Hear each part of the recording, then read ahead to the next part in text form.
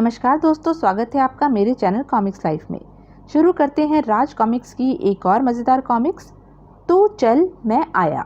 तू चल मैं आया, लेखक तरुण कुमार वाही, चित्रांकन राम वाइरकर, संपादन मनीष गुप्ता। किसी नगरी में तू चल मैं आया नामक दो भाई रहते थे। दोनों के माता पिता बरसों पूर्व एक दुर्घटना में भगवान को प्यारे हो गए थे। माता पिता की मृत्यु के पश्चात दोनों के दिन बड़े ही संकटपूर्ण गुजरे थे। यह तो दोनों भाइयों की मेहनत, हिम्मत व आत्मविश्वास का ही परिणाम था कि आज नगर में उनकी अच्छी खासी इज्जत थी, किंतु जायदाद के नाम पर वही एक पुराना सा मकान ही बचा था। लेकिन इन सब के बावजूद भी उनमें कमी यह थी कि वे हमेशा कुछ नया करने के चक्कर में लगे रहते थे, भले ही वह काम उनके बस का हो या ना हो।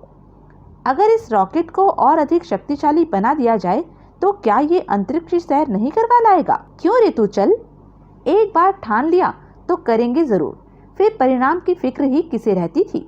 वाह मैं आया, जवाब नहीं तेरा।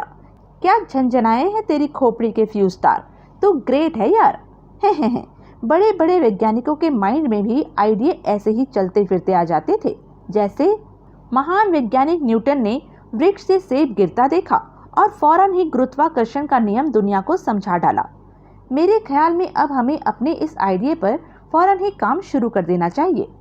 फिर ठीक है, मैं अभी पटाखे बनाने वाली कंपनी से जाकर बारूद और दूसरी अन्य चीजें ले आता हूँ। तब तक तू इस रॉकेट के मैकेनिज्म को अच्छी तरह से समझ ले। मैं आया के जाते ही तू चल उस रॉकेट को खोलकर उसकी बनावट का विशेष अध्ययन करने में जुट गया। अगर हमारा प्लान कामयाब हो गया तो पूरे नगर में हमारी वाहवाही का डंका बज उठेगा। मेरा भैया वाकई ग्रेट है।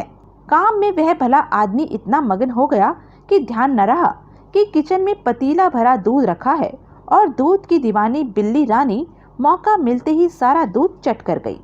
बिल्ली रानी के जाते ही कब पड़ोस की मुर्गी वाली चाची का कुत्ता बिल्लू राम उनकी रोटियां चबा गया। तभी अचानक, यानी बिल्लू राम के बाहर निकलते ही इधर से जाकर उधर से निकला, फिर इधर से फिर उधर, उधर से इधर, और ठीक, बिल्कुल ठीक, समझ गया। अब आगे बढ़। अजी मैंने क्या, कोई घर में होए है के?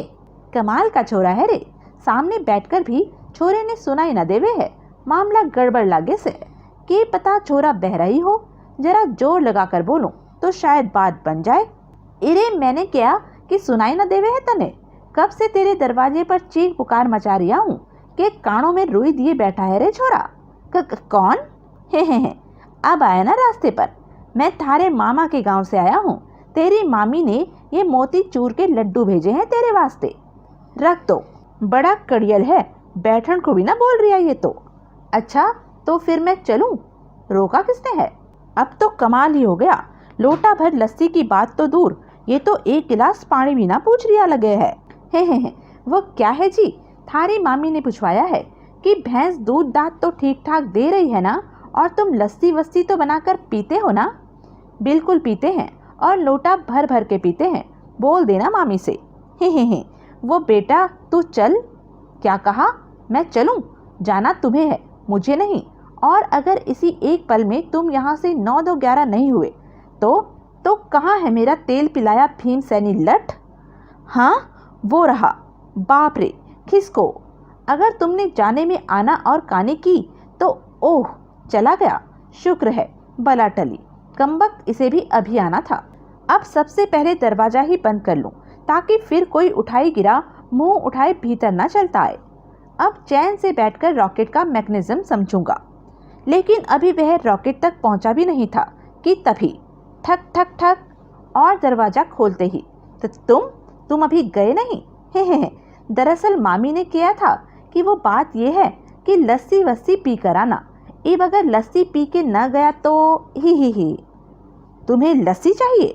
जी थारी अगर यही इच्छा है तो मैं पी लूँगा, इनकार करने की कोई गुंजाइश न है। पर अगर लस्सी के साथ थोड़ी मिठाई भी हो जाए तो। मिठाई? दफ़ा हो जाओ यहाँ से, वरना इस बार मैं नहीं, मेरा लठ तुमसे बात करेगा। और बेचारा वह ग्रामीण निराश मन से अपने गांव लौट चला। कैसा जमाना आ गया है, घर आए मेहमान को कोई लस्सी वस्सी भी नहीं पूछता। वो तो भला हो मेरे धांसू दिमागी आइडिया का कि मामी के लड्डुओं में से 6-7 में रास्ते में ही डकार गया, वरना भूखे ही रहना पड़ता। यम यम। जबकि भीतर तू चल ने रॉकेट को अभी हाथ ही लगाया था कि खट खट। ओह, कमबख्त फिर आ मरा। और इस बार उसका क्रोध 7वें आसमान को भी चीर गया। अब नहीं छोड़ूंगा। दरवाजा खोलते ही उसने दनाक से लठ आगंतुक के सिर पर दे मारा। बचाओ आए। यह आवाज़ तो कुछ ज़्यादा ही जानी पहचानी सी थी। और फिर मैं आया को पहचानते ही उसके होश गुम हो गए। अरे बाप रे, यह तो मैं आया है, और साथ में सामान की पोटली। सत्यानाश हो जाए उस कमबख्त पेटू राम का। हाय, मैं आया, मैं अभी आया मैं। अगले ही पल छपाक। मैं कहाँ हूँ? अपने घर में, मेरे प्यारे भैया, मेरी नाव के खिवैया। और वह पोटली जो तुम लेकर आए हो। सारा सामान ले आए हो ना? मैं आया। सामान के बच्चे, पहले तो ये बता कि मैं आया तो आते ही तूने डंडा क्यों बरसाया? बेचारे तू चल को काफ़ी लंबी सफाई देनी पड़ी, तब कहीं जाकर वह माना। उसके बाद दोनों जी जान से रॉकेट बनाने में जुट गए। इस छुट्टी रॉकेट का सारा मैकेनिज्म मैं खोलकर पी गया हूँ। अब देखना, हम ऐसा रॉकेट तैयार करेंगे कि बस। ओह, मुझे शब्द ही नहीं मिल रहे कहने को। याहू। ठीक 1 सप्ताह पश्चात। लो, कर लो बात। रॉकेट तो गया बन, लेकिन एक समस्या है। वह क्या? रॉकेट की इस टोकरी में बिठाकर अंतरिक्ष किसे भेजा जाए? मैंने सोच लिया, मुर्गी वाली चाची की मुर्गी को। वाह! मुर्गी वाली चाची के नाम से प्रसिद्ध अपनी पड़ोसन के यहाँ से मुर्गी चुराते तो चल को कतई देर नहीं लगी। और फिर सारी तैयारी पूरी हो चुकी है ना? मैं आया। पतीले में बस आग लगाना बाकी है। तभी अरे मुओ, क्या करते हो? मेरी सबसे प्यारी मुर्गी। हाय, कोई बचाओ उसे। जल्दी कर, मैं आया। कहीं वह मोटी आ गई तो हमें ही रॉकेट से बांधकर ऊपर उड़ा देगी। तो फिक्र न कर, यह लगाई मैंने पतीले में आग, और यह गया अपना रॉकेट अंतरिक्ष की उड़ान पर। याहू! हाय, अरे कोई बचाओ मेरी मुर्गी। हाय, अब क्या होगा? अजी सुनते हो? अब तो यह मुर्गी अंतरिक्ष में जाकर अंडे देगी। अंतरिक्ष के चमचों, मुर्गी बेशक अंतरिक्ष में जाकर ही अंडे दे, मगर तुम्हें डंडे तो मैं यहीं इसी धरती पर ही दूंगा। कनखजूरों, मर गए। इस भयंकर स्थिति के विषय में तो हमने सोचा ही नहीं था, और अब मैं तुम्हें सोचने का मौका भी नहीं दूंगा। बोलो जय बजरंगबली की। और अगले ही पल धूम धड़ाम घुसा लात। लेकिन भला हो अंतरिक्ष मानवों का, जिन्होंने उनके रॉकेट को नो एंट्री की मुहर लगाकर वापस धरती की तरफ पार्सल कर दिया। दूसरे ही पल में वह रॉकेट जहां से चला था वहीं आकर गिरा, और फिर एक भयानक धमाका। धूम! जब धुएं का गुबार छटा। आहा, मेरी प्यारी मुर्गी, पहली अंतरिक्ष यात्री साडी सोनी मुर्गी। और वह रात उन्होंने शरीर सेकते हुए बिताई। अगले दिन सुबह ही अखबार वाला तड़ाक खनाक। अरे क्या हुआ? ये सुबह सुबह बर्तनों से कुश्ती क्यों लड़ रहा है कमबख्त? मैं तो ये अखबार। लेकिन अचानक ही मैं आया बुरी तरह से उछल पड़ा। अरे क्या हुआ रे? मेंढक की तरह क्यों चल रहा है? कुछ बताने की बजाय मैं आया ने झपट कर उसके हाथों से अखबार छीना और फटाफट कुछ पढ़ने लगा। वाह वाह वाह!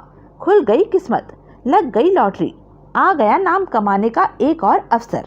कुछ मुझे भी बताएगा या अपना ही राग अलापे जाएगा? ले, तू खुद ही पढ़ ले। जीतिए 20,000 का इनाम। विचित्र साइकिल रेस में भाग लीजिए और 20,000 का इनाम जीतिए। नोट: प्रतियोगिता में भाग लेने के लिए साइकिल का विचित्र होना जरूरी है। धन्यवाद। अरे वाह, यह तो एक और सुनहरी मौका हाथ लग रहा है। कुछ भी हो मैं आया, हमें इस रेस को जीतना ही होगा। जरूर जीतेंगे, लेकिन सबसे पहले एक विचित्र साइकिल का निर्माण करना होगा, जो कि प्रतियोगिता में शामिल होने की पहली शर्त है। झगड़ू कबाड़ी जिंदाबाद। दुनिया भर की सभी विचित्र वस्तुएं उसी की दुकान पर मिल सकती हैं। हाँ, और हमारी साइकिल भी शायद, लेकिन उसकी दुकान तो बहुत दूर है। वहां तक पहुंचने के लिए हमारे पास किराया तक नहीं है। फिक्र क्यों करता है? तू चल, 1 मिनट ठहर, मैं आया अभी। यह देख, वाह स्केट्स! लेकिन ये तो केवल 2 हैं, हमें आवश्यकता 4 की है मूर्ख। उसका भी उपाय है मेरी खोपड़ी में। और फिर दोनों चल पड़े झगड़ू कबाड़ी की दुकान की ओर। कैसी रही? वाह मैं आया, जवाब रही तुम्हारी पिलपिली खोपड़ी का। किंतु जिस काम को दोनों ने इतना आसान समझ लिया था वह वास्तव में उतना आसान था कहाँ। इस रस्सी को कसकर पकड़े रहना तू चल, अन्यथा हम दोनों ही अपनी हड्डी पसलियां तुड़वा बैठेंगे। डोंट फिक्र यार, मुझे क्या अनाड़ी समझ रखा है तूने। पर शीघ्र ही। रोक रोक ले खुद को, वरना हाय जल्दी कर मैं आया। कैसे रोकू रे, छड़ी लेना तो हम भूल ही गए। यह थे भूल भलैया सर्कस के मालिक मिस्टर ऊट पटांग। ओह, यह मैं क्या देख रहा हूँ, 2 स्केट्स और 2 ही बंदे। वाह क्या आइडिया है, बंदे काम के लगते हैं। मेरी सर्कस में ऐसे ही योग्य बंदों की जरूरत है। अब रुकना मुश्किल है, तू चल आंखें बंद कर ले। मैं भी समझ गया हूँ, लगता है भगवान नहीं चाहता कि हम इस रेस में भाग लें। ओह, यह मैं क्या देख रहा हूँ, ये बंदे तो आंधी तूफान की तरह लपके चले आ रहे हैं। हुण की होगा, बंदे कहीं शेर के पिंजरे से टकराकर शहीद हो गए तो मुझे कुछ करना होगा। लेकिन इससे पहले कि भूल भुलैया के मालिक मिस्टर ऊट पटांग कुछ कर पाते, धड़ाम, बाप रे, यह धमाका कैसा था। उधर द्रुत वेग से आ रहे तू चल मैं आया के लिए ये परीक्षा की घड़ी थी, खास तौर पर तू चल के लिए, क्योंकि अरे पिंजरा, अरे रुको, चोर रुको, पकड़ो पकड़ो। उधर जब तू चल ने अपनी आंखें खोली, अगले ही पल शिकार की गर्दन सामने देख शेर अपने स्थान पर उठ खड़ा हुआ और उसे खड़ा होते देख तू चल के रोंगटे खड़े हो गए। ही, आज बड़े दिनों बाद मनुष्य का मांस खाने को मिलेगा। दूसरे ही क्षण शेर ने अपना भयानक जबड़ा फाड़ दिया और तू चल की खोपड़ी को सेब का मुरब्बा समझकर गट करने की एक असफल चेष्टा की। नहीं, बचाओ बचाओ। सही वक्त पर खोपड़ी नीचे सरकाकर बच गया तू चल। हे भगवान, बचा मेरे भाई को, अब मैं क्या करूं? मेरे साथ ऐसा मजाक? उस मनुष्य के बच्चे को शायद मालूम नहीं है कि मेरे साथ मजाक करने वाले को मैं बिना तले ही चट कर जाता हूँ। इस बार तू नहीं बचेगा रे मानव पुत्र, कर ले अपने गॉड को याद। और शेर का वार फिर खाली गया, खोपड़ी और नीचे करके बच गया तू चल। बचाओ। और इस बार भी वार खाली जाते देख शेर का पारा चढ़ गया। ओह, बाल बाल बचा, लेकिन कब तक? ओ शेर महाराज, ओ जंगल के राजा, मुझ पर रहम कर, मैंने तेरा क्या बिगाड़ा है? तभी जैसे चमत्कार हुआ, शेर की नाक पर एक अदृश्य चोट पड़ी। धड़, आह, धड़ धड़ धड़। कुछ ही देर की उस अदृश्य मार की असहनीय चोटों से शेर बेहोश हो गया। हे भगवान, ये कैसा चमत्कार? कहीं मैं कोई सपना तो नहीं देख रहा रे? तभी एक दूसरा चमत्कार हुआ। कड़ाक। दूसरे ही पल वह आजाद हो गया। मेरे भैया तू चल, तू ठीक तो है ना? ठीक हूँ, लेकिन अगर समय पर भगवान मेरी मदद न करते तो आज तुम्हारा ये भाई अपना सिर खो चुका होता, फिर बिना सिर के पता नहीं कैसे गुजारा होता। तभी मिस्टर ऊट पटांग फर्राटे से जीप दौड़ाते हुए वहां आ पहुंचे। ओह, यह मैं क्या देख रहा हूँ? बच्चों, तुम्हें कहीं चोट तो नहीं लगी? ओह आप, यह सर्कस आप ही का था ना? हाँ भाई, मेरा ही सर्कस था, पर तुम लोगों के बिना एकदम अधूरा। वाह वाह वाह, क्या कमाल के बंदे हो तुसी। 2 स्केट्स पर दोनों दौड़ते हो, शेर को निहत्ते ही बेहोश कर दिया, फिर पिंजरा भी तोड़ दिया। तुम मेरे सर्कस में शामिल हो जाओ तो मैं तुम्हें माला माल कर दूंगा। बोलो क्या कहते हो? बिल्कुल नहीं, दफा हो जाओ यहाँ से। आए, ये लड़के तो बड़े कड़क लगते हैं, इन्हें मनाने का कोई और आइडिया लगाना पड़ेगा। दूसरे ही पल मिस्टर ऊट पटांग ने पैंतरा बदला। यह मैं क्या देख रहा हूँ बच्चों? मेरे होते, इतने बड़े सर्कस के मालिक के साथ होते तुम पैदल चलो, यह भला मैं कैसे सहन कर सकता हूँ? आ जाओ बच्चों, आ जाओ मेरे हेलीकॉप्टर में, जहाँ कहोगे पल में पहुँचा दूंगा पुत्रों। जी नहीं शुक्रिया, हम पैदल नहीं चल रहे हैं। सर्कस में भले ही भर्ती मत होना, पर जीप में तो भर्ती हो जाओ पुत्रों। नहीं होना, हमें जीप में भी भर्ती।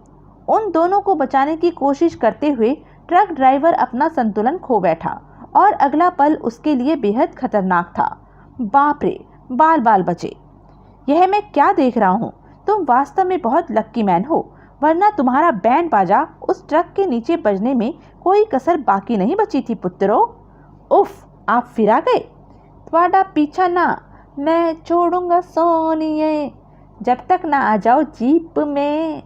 हे भगवान, किस मुसीबत से पाला पड़ा है। अचानक मैं आया ने कहा, तू चल, क्यों ना हम इसकी जीप में सवार होकर ही झगड़ू कबाड़ी की दुकान पहुंच जाएं, फिर वापसी में भी हमें परेशानी नहीं होगी। यह भी तो सोच में आया कि ये हमें अपनी सर्कस में भर्ती करने की जिद लिए बैठा है, इससे कहेगा क्या तू। बाद में कोई भी बहाना बना देंगे, पर फिलहाल तो इसकी बात मान लेने में ही भलाई है। ठीक है, पर बाद में कुछ गड़बड़ हुई तो जिम्मेदारी तेरी होगी, समझा। रुक जाओ जाने वालों रुक जाओ, मैं तो हूँ मालिक सर्कस का। अभी उन्होंने ऐसा विचार ही किया था कि अचानक वे दोनों हवा में उठने लगे। अरे यह क्या, हम हवाई जहाज की तरह ऊपर कैसे जा रहे हैं। यह तो चमत्कार पर चमत्कार हो गया।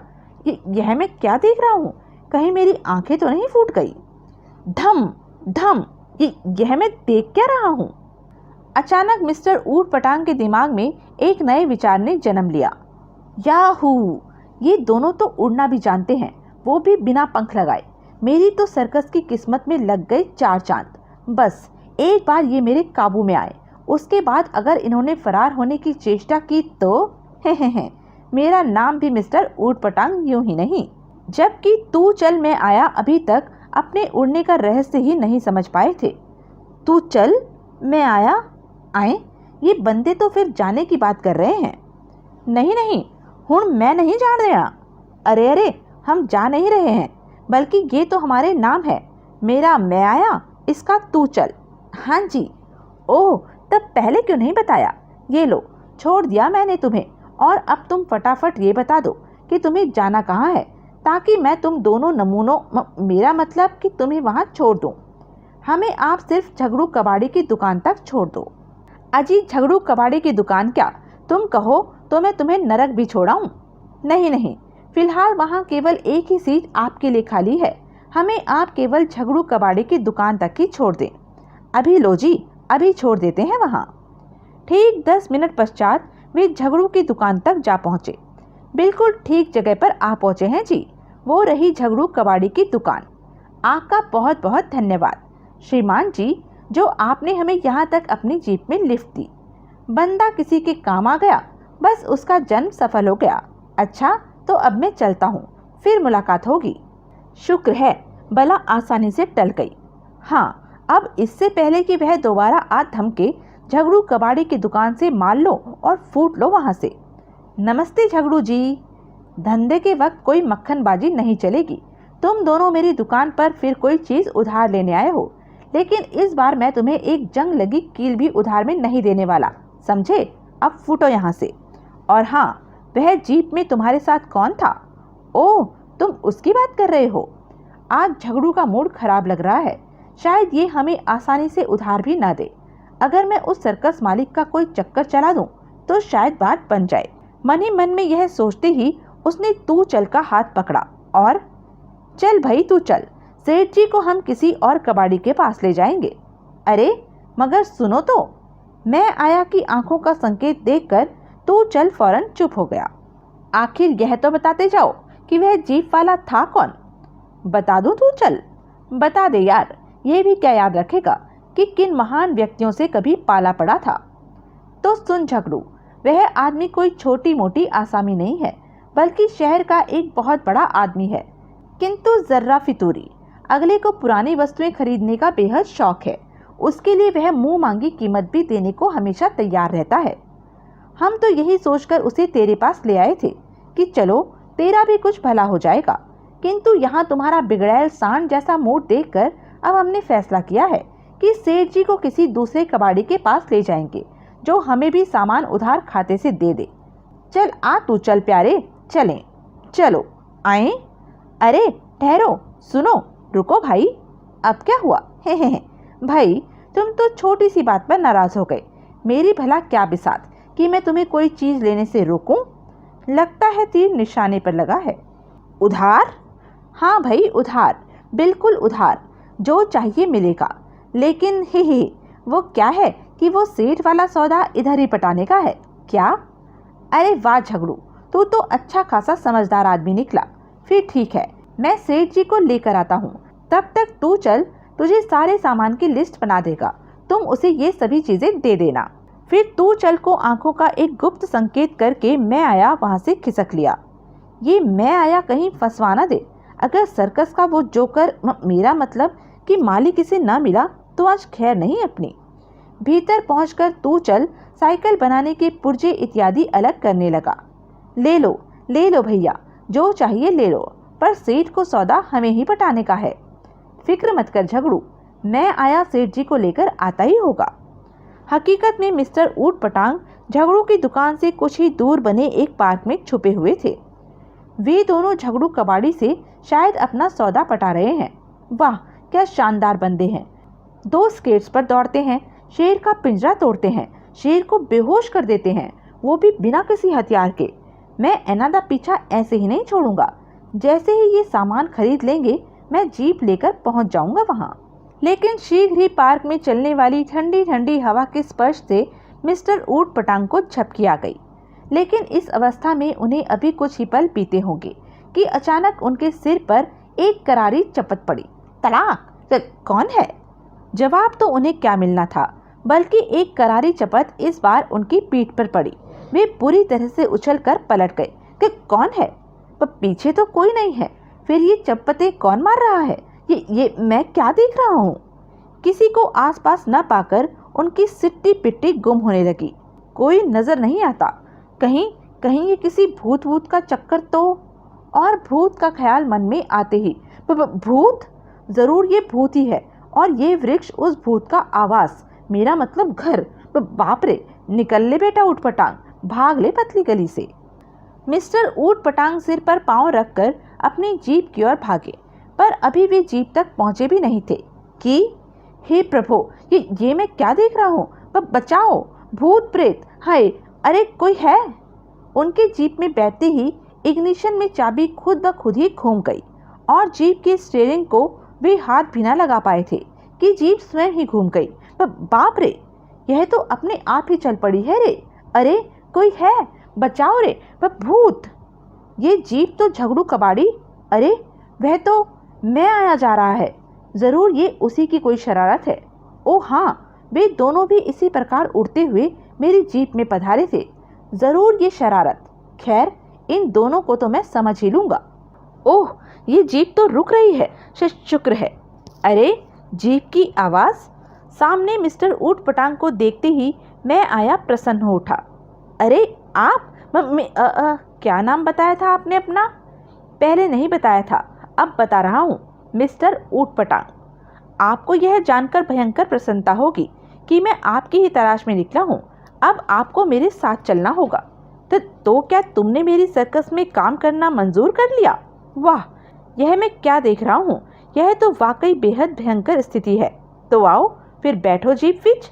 अभी नहीं, पहले आपको भी मेरी एक शर्त माननी पड़ेगी, तभी बनेगी बात। आओ जी, बात कोई खास नहीं है जी, वो बस बात यह है कि और उसने शर्त मिस्टर ऊट पटांग के सामने रख दी। शर्त सुनने व समझने के पश्चात, इसका मतलब कि तुम फोकट में ही मेरी जेब पर खुल्लम खुल्ला डाका मारोगे? नहीं, ये हरगिज नहीं होगा। तो फिर हमारा भी सर्कस में भर्ती होना कुछ मुश्किल है। अच्छा, बाय बाय, टाटा। आए, यह मैं क्या देख रहा हूँ? अरे सुनो मेरे चांद, मेरे प्यारे, मुझे तुम्हारी शर्त मंजूर है। तुम जीप विच बैठो, हम चलते हैं उस रगड़ू कबाड़ी की दुकान पर। रगड़ू नहीं, झगड़ू कबाड़ी। हाँ, वही। मैं आया के जीप पर सवार होते ही मिस्टर ऊट पटांग ने जीप को गति दे दी। वाह, यह तो आसानी से पट गया। बेटा मैं आया, एक बार मेरी सर्कस में आ जा, फिर एक एक पैसा दोहरे ब्याज के साथ वसूल न किया तो मेरा नाम भी नहीं। कि कहते ने मिस्टर ऊट पटांग, आहो, पार्क की एक एक चपत का हिसाब भी तो मुझे लेना है अभी। मिस्टर ऊट पटांग के सिर पर पड़ने वाली उन चपतों का क्या रहस्य था? वह उड़कर जीप में कैसे पहुंच गए? क्या वास्तव में मैं आया तू चल के पास कोई जादुई शक्ति थी? क्या मिस्टर ऊट पटांग और झगड़ू कबाड़ी का सौदा पट सका? तू चल मैं आया के लिए कहीं मिस्टर ऊट पटांग सिर दर्द तो नहीं बन जाएंगे? क्या हमारे हीरो साइकिल रेस जीत सकेंगे? यह सब हम जानेंगे अपने अगले वीडियो भूत से बड़ा भूत में। तब तक के लिए बने रहें मेरे साथ और हाँ, मेरे चैनल को लाइक, शेयर और सब्सक्राइब करना ना भूलें। धन्यवाद।